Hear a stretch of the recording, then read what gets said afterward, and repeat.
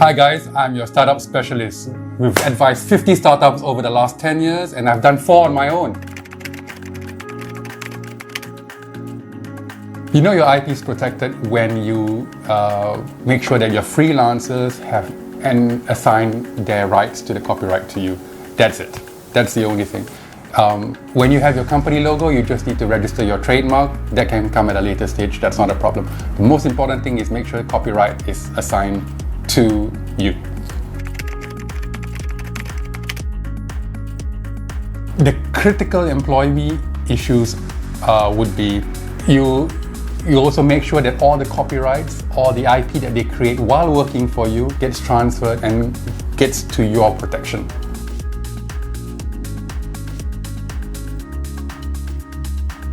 For your terms of service, you need to make sure that your terms of service are very clear, it's concise, it's understandable.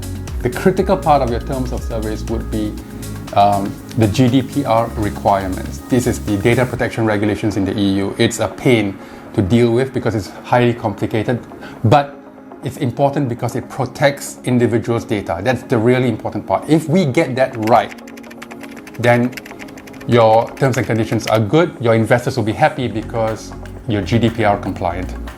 For your privacy policy, that links again to your GDPR, and the more protection you give to your data, the better it is, and it augurs better for your investors. It depends on where you set up, to be honest. If you set up in the UAE, for example, then your operations would be UAE law based, and you would have to comply with UAE law, whatever it may be, right?